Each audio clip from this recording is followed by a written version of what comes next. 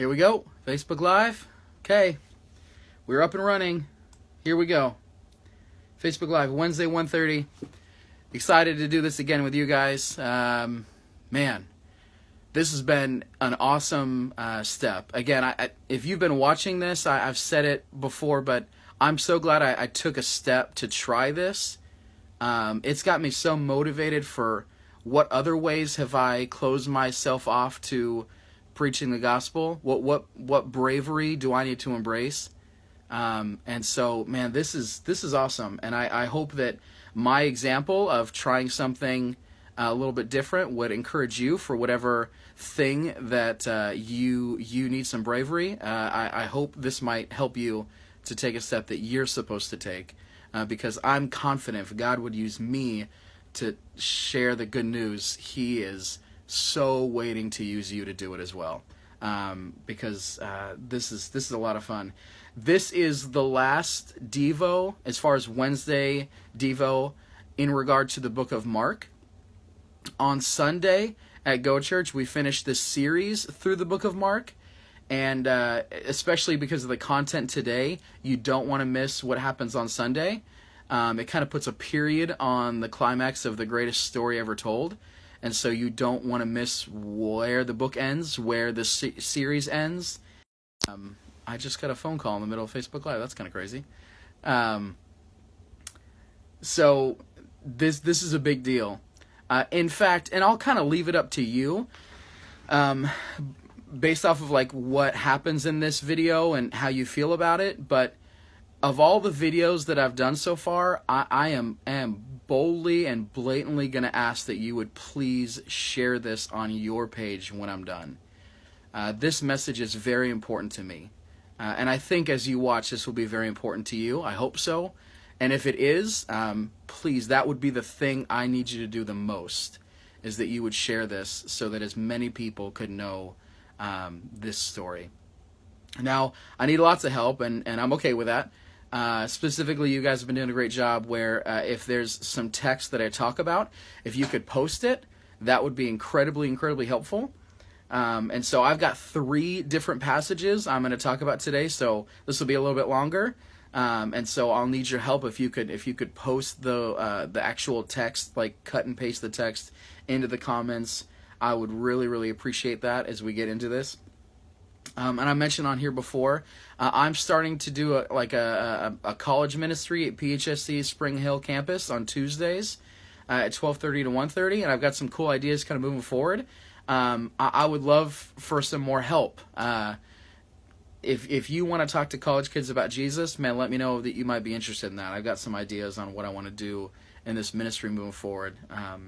I'm just excited to continue to do what God has for me to do, and I hope that you would be okay with that, because He's probably got things He wants you to do as well. Okay, I think I got most of those. Jim Redmile's there. Hey, handsome. Emily, it's good to see you guys. I get distracted, but I think you do too, so I don't really feel like I need to apologize too much. That's part of life. And you know what's cool about this video? You can pause it if you got other stuff going on, but watch it till the end, because I'm actually excited how this ends as well. So it should be good. But yeah, all that stuff out of the way. I might have missed some stuff, but forgive me if I did. I think I got like the announcements kind of jazz out of the way. Well, no, one more thing before I get to the text. This is ending the series as far as Wednesday. Now, that doesn't mean next Wednesday I'm not going to be here. You're still going to see me go live next Wednesday from Go Church, but with an entirely different point and context and reason.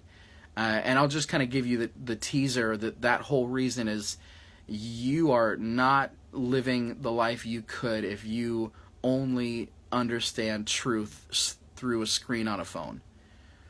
You need people in your life. You need good people in your life. And I want to make a case for like the whole month of March that you're better together and that you need people and that Jesus wants you to be with people. And not just like, yeah, like I know, but like He makes it really clear and what happens when you do and what happens when you don't. And so I'm excited for next month to get to something a little bit different. Hey, you guys are starting to tune in. This is pretty cool. Okay, so yeah, that I think was my last announcement before I jump into this. The first text that I want to talk about is Mark 14, verses 17 through 25, aka the Last Supper. We talk about this text all the time during a communion meditation, and so you've heard some of this before, but man, there's something else I want to talk about. So I'm going to start reading Mark 14, verses 17 through 25. Verse 17. When evening came, Jesus arrived with the 12. While they were reclined at the table eating, he said, "Truly I tell you, one of you will betray me, one who is eating with me." And that kind of makes it awkward, like, I guess we're going to stop eating. And they were saddened by this, and one of them said to him, "Surely you don't mean me." "It is one of the 12, Jesus replied. "And it's the one who dips bread in the bowl with me." And like, I think at that moment, Judas was like, "Oh," and like had his hand in the bowl, and everyone kind of thought, like, super awkward dinner conversation just happened. And Jesus is calling him out, I think. The Son of God will go just as it is written about him. But woe to the man who betrays the Son of Man. It would be better for him if he had not been born. Like, that's a big deal. Would not want to be in that situation. While they were eating, Jesus took bread, and when he had given thanks, he had broke it and gave it to his disciples, saying, "Take it, this is my body." And we're going to get to that. When he took a cup, he gave thanks, and he gave it to them, and they all drank from it. And he said, "This is the blood of the covenant, which is poured out for many." And he said to them, "Truly I tell you, I will not drink again from the fruit of the vine until the day when I drink it new in the kingdom of God." This is a big deal, because the context of this Last Supper, and some of you know this, like, Jesus was having a meal with his disciples during a Passover celebration. Now, Passover was a big deal for anybody in Jerusalem, especially for the Israelites, because they're remembering how they were taken away from Egypt, and they were delivered to the Promised Land, and they were given freedom from the slavery, and how God came and changed their story. And so this meal is significant to them. And it ties into their connection with God, and Jesus saying, "Hey, like, I know that's special, but here's the new thing. Like, I know you worship God, but now I want you to worship what's about to go down, and process something huge." Like, this is really his claim, this new covenant. Man, that's asserting an authority that he has over the world. This thing that he's hinting at through communion changes the entire world. This is the climax, the entire story of history in a moment that changed everything by what he's alluding to that's going to happen. And he does it in such a clever way by talking about in the context of Passover, because they would have known that story is powerful, because in Passover there was the blood of the lamb that they would paint on their door so that the Spirit of God would pass over them, and they wouldn't have to endure the wrath of God during the 10 plagues of Egypt. And so that the Israelites were saved, and they were passed over by the blood of the slaughtered lamb. And come to find out that Jesus wasn't given a history lesson. He was talking about what he would do for them. That he would be the new slaughtered lamb. That it wouldn't just be a Passover from the wrath, but for a new life. And hope that I could barely comprehend. And man, there's so much to what the emblems mean. In the original Passover meal, they would have talked about the unleavened bread, and because at the time they didn't have the resources, and there was difficulty with making bread, so there was no yeast, and so that's where you get the unleavened bread, and they would kind of tag it and embrace that as the bread of their affliction and the difficulty they went through. And so now Jesus using the same bread to say, hey, there's still affliction, but it will be very different, because it won't be yours, it will be mine.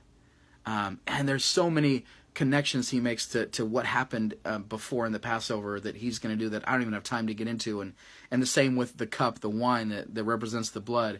That in Exodus, in the book, and in the story that is Passover, they called the wine the wine of deliverance, because they were delivered out of Egypt. But how much more is that deliverance for you?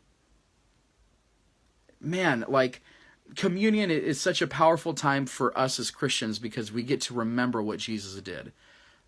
It is the most important thing that a church does when we get together.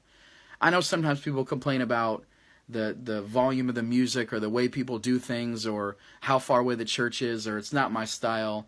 If there's any reason that I can think of to leave a church, it's because they don't take time to take communion and remember Jesus. We have a lot to think about that he's done. And he tells us about some of it here. And he shows us that what he's doing is so much bigger than they understand in the moment. But the story continues because he tells us why this is a big deal. We get to see how this blood that was slain for our sake, this new covenant, like what this actually looks like and what this means. And there is so much to this. I have to jump in and give you something else to think about because it all ties in. And honestly, there's more to Jesus than a video that I'm doing on Facebook can get to. But man, I've got some really important stuff I want to get to. Continuing in the book of Mark, this is in Mark 14, verse 32 through 42. This is about the Garden of Gethsemane and what happens. This text is a doozy. This is powerful to me on so many different levels. And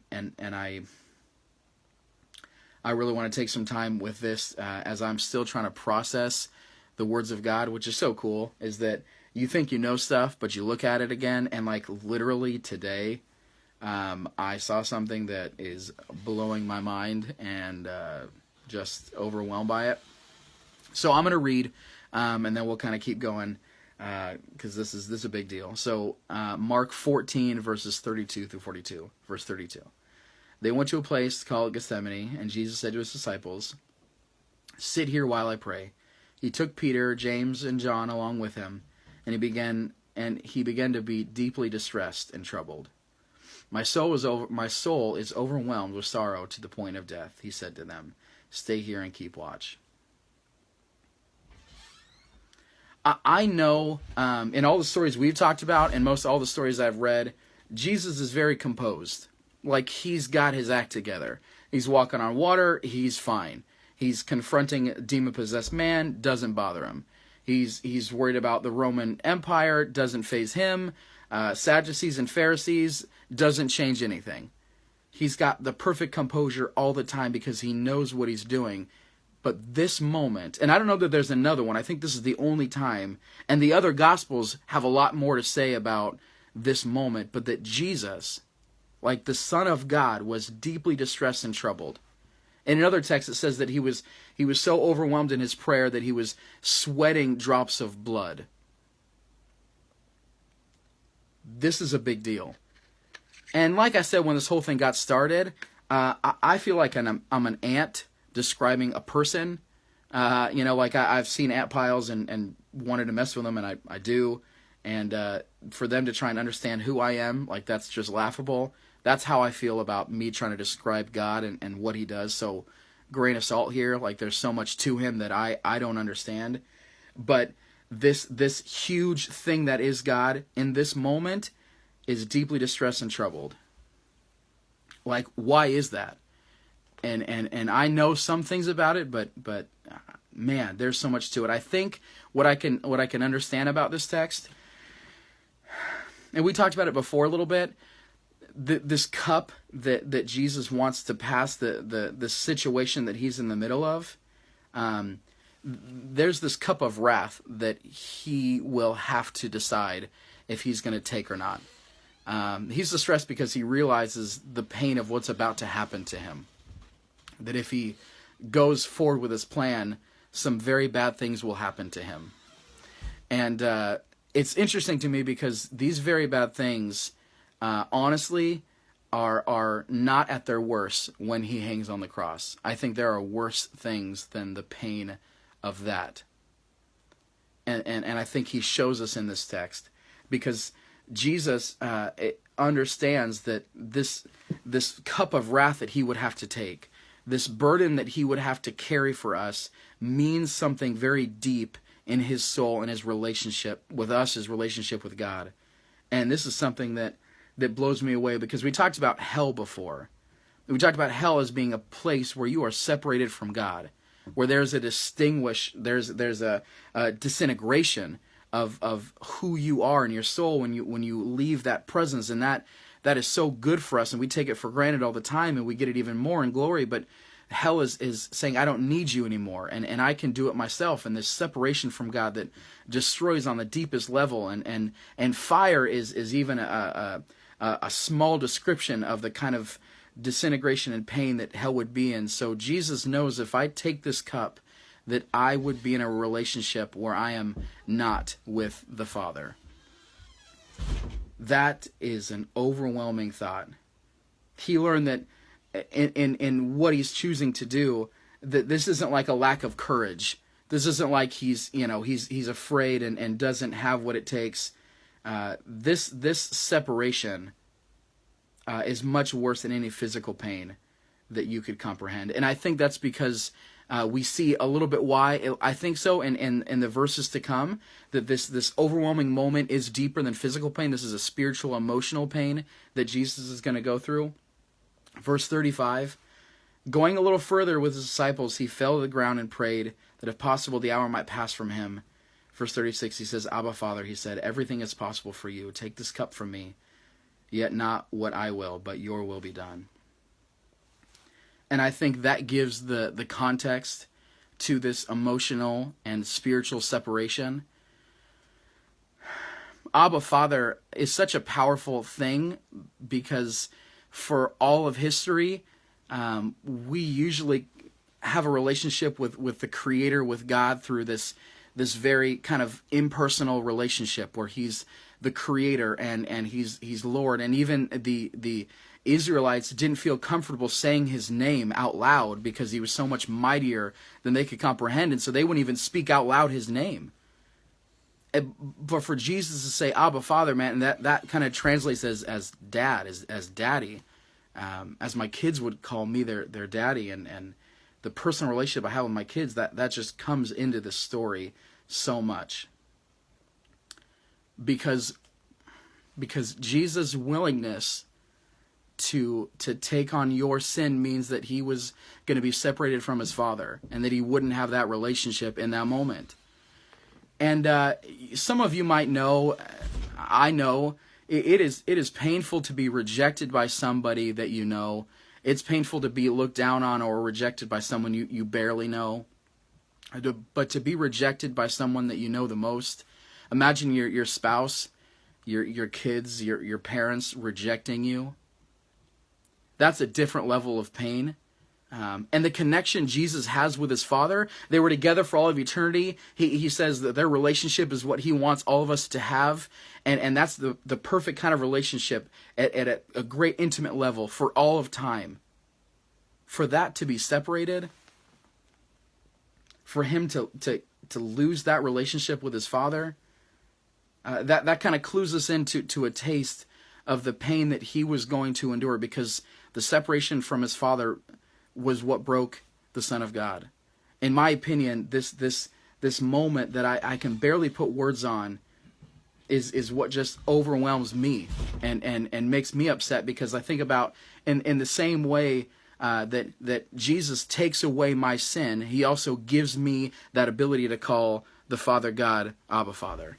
And most of the time we think about Jesus taking away our sin and removing the bad so that we could be made good, and that's true, but he also transplants this intimacy, because he was willing to give that up. Now we get to be in a relationship with God where we can call him Father, not just Lord, not just Creator, but our intimate Father, and we get to have that relationship because he was willing to give that up.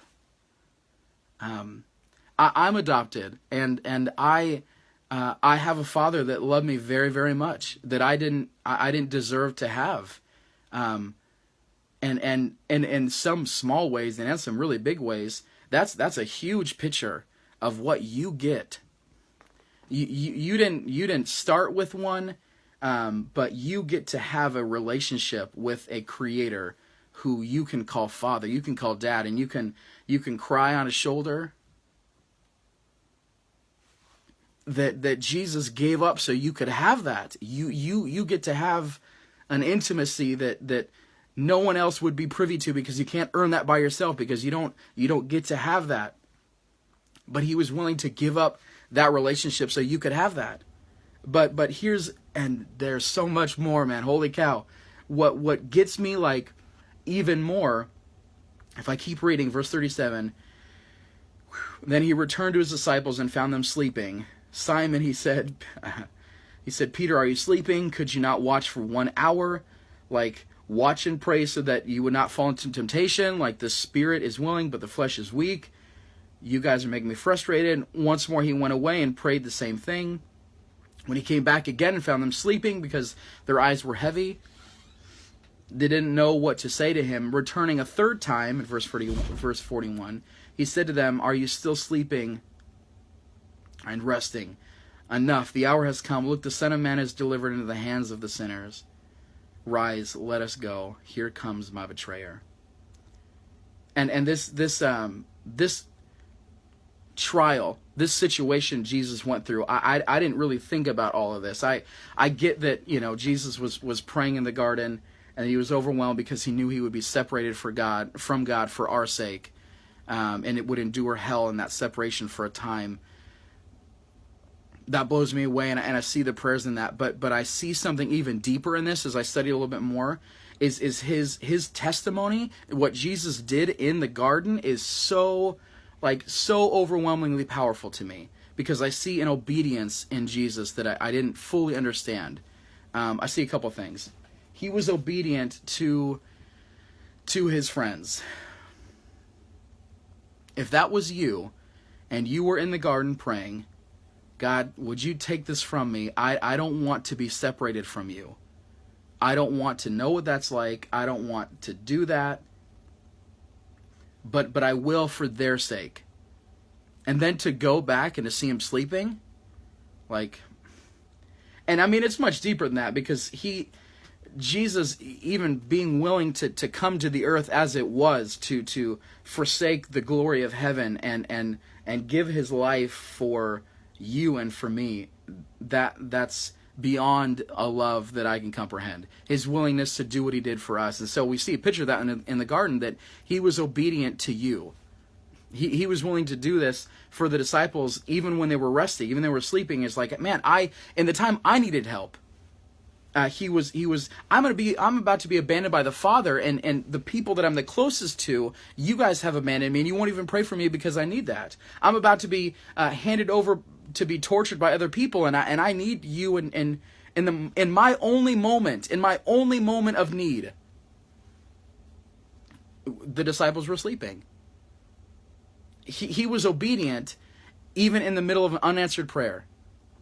And that is so difficult for me. God, I'll do what you want if you do what I want. If you answer my prayer, then I'll do what I think you want me to do. But if you don't answer, then I'm not going to move. If God shows me the way, then I'll take a step of faith. But what if he doesn't? Would you still move forward? Jesus is praying, God, please take this from me. And he doesn't get the answer that he's looking for. He doesn't get the, oh, yeah, okay, I can take this away.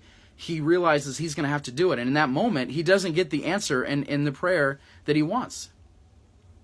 And he's still obedient to it anyway. So even when he doesn't, I think he gets silence from that prayer. I think he gets no answer, which ultimately is going to lead to a complete rejection from the Father. But yet he is still obedient. And here's the thing that got me the most. Verse 41, returning the third time, he said to them, are you still sleeping and resting? Jesus is overwhelmed by this trial, by this temptation, by this cup that he is getting ready to endure for us. And I think in that moment, he sees opportunities. I think that temptation was a part of that. That they're sleeping, and he could have walked away from you. He could have walked away and said, you know what? Nope. I don't want anything to do with this.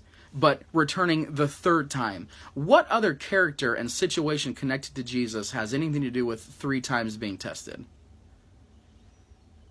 Jesus has a conversation with Peter about how, listen, I know you messed up, but tell me that you love me 3 times. Let's have that conversation, and I'll see your obedience. And Jesus here in the garden gives this example before I even knew it was an example. That 3 times I think Jesus had the opportunity to say, you know what, they're sleeping. I could just walk away from you. Jesus, I think, in this had opportunity to walk away. but he was obedient. He decided for incredible reasons to stay the course, even though he was silenced from the Father and then rejected. Even though the people that he was going to do this for were sleeping on the job while he needed them the most. Even as he knew Judas was going to betray him and was on his way, he was still obedient to taking the cup of the wrath of God, to be alienated, to be separated from the love of the Father. He was willing to do that. And he did. And then the rest of the story continues. Mark 15, verse 22 through 25. They brought Jesus to the place called Golgotha, which means the place of the skull. They offered him wine mixed with myrrh, and he didn't take it. Verse 24, and they crucified him. Dividing up clothes, they cast lots to see what each would get. It was 9 in the morning when they crucified him. The written notice of the charge against him read, "The King of the Jews." They crucified 2 rebels with him, and one on his right and one on his left. Those who passed hurled insults at him, and shaking their head and saying, "You're going to destroy the temple and build it in 3 days. Well, come down from the cross and save yourself." In the same way, the chief priests and the teachers of the law mocked him among themselves. He saved others, he said, but he can't save himself. Let the Messiah, the King of Israel, come down from the cross, and we may see and believe. Those crucified him also heaped insults at him. Verse 33, at noon, darkness came over the whole land until 3 in the afternoon. And at 3 in the afternoon, Jesus cried out in a loud voice. And the translation, my God, why have you forsaken me?" Which some of these standing near him heard, and they said, listen, he's calling Elijah. Some ran, filled a sponge with wine and vinegar, and put it on a staff, and offered it to Jesus to drink. "Now leave him alone. See if Elijah comes to take him down." With a loud cry, Jesus breathed his last breath. The curtain of the temple was torn in 2 from top to bottom. And when the centurion who stood in front of Jesus saw how he died, he had said, "Surely this man was the Son of God."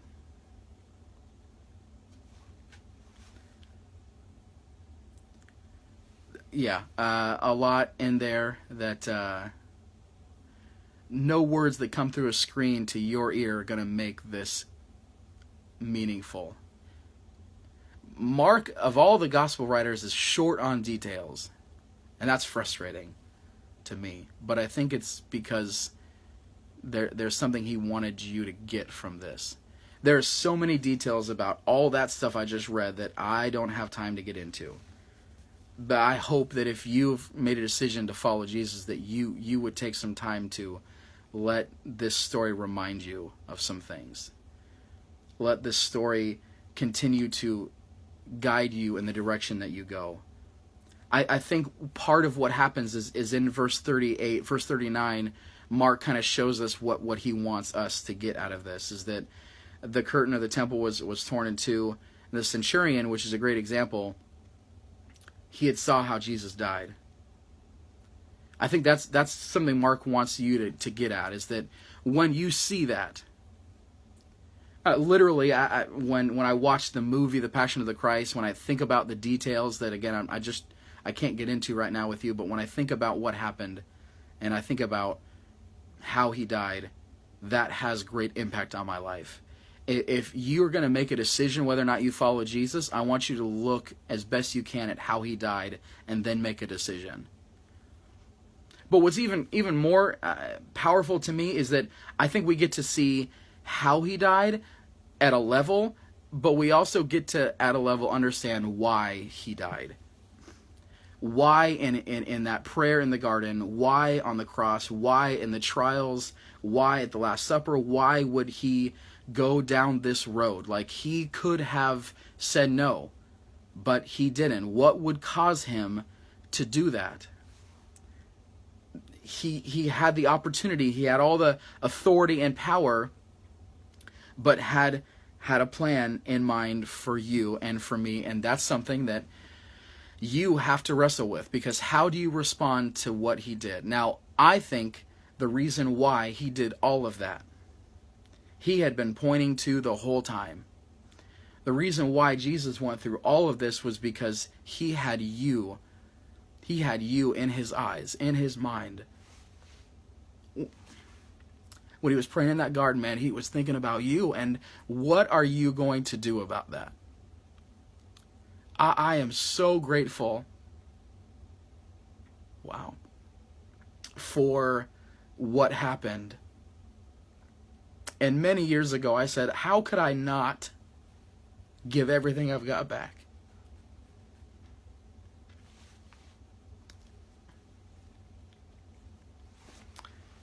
How do you know what happened and do nothing about it?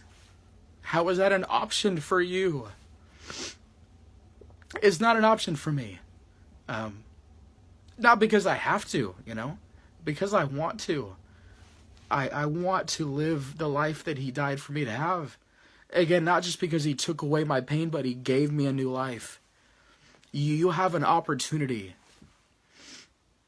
You have so much that he has in store for you. But it is up to you how you respond.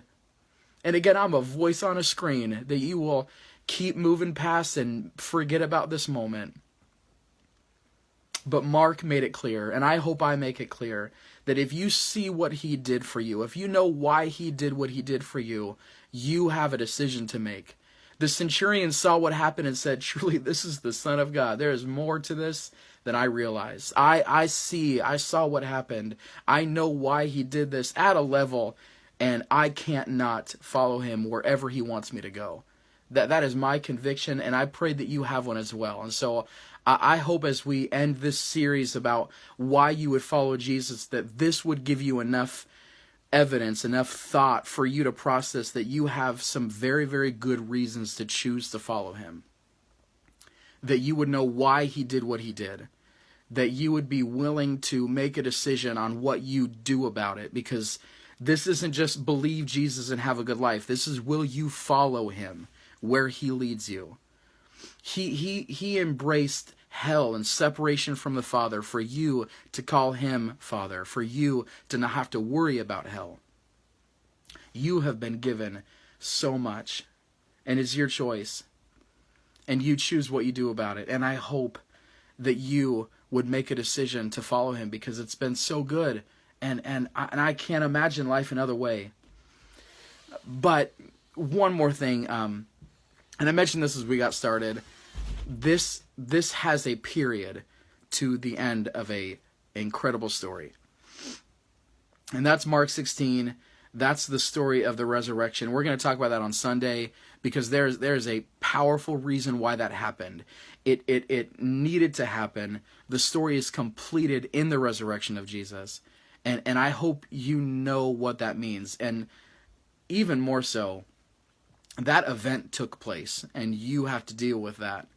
And man, there's so much power in his resurrection that isn't just to make his story stronger, but to make your life louder and better and more. And so, man, this is super raw. I love the guy to death, man. He's my favorite, and I love talking about him. If you have questions, if you have searching, you're in good company. Again, I just read the text that I've known for years, and I didn't even see this 3 times in the garden he had opportunity. Man, there's so much to Jesus, and there's more to come. I love him. I hope you would choose to follow him. Again, if there's somebody in your life that this would be helpful for, share it. But if you limit your engagement with Jesus to a screen, you have sold yourself short. Get to know him on every way you can. Get to know him through reading a book, through talking to a person, through walking around outside and seeing the glory of creation. He is speaking to you in so many different ways, and don't make it just your screen. I love you guys. I love Jesus. I'm grateful for this. Catch us on Sunday for the epic conclusion of the series. This has been fun. God bless. Long video, but it's worth it. All right. See you guys.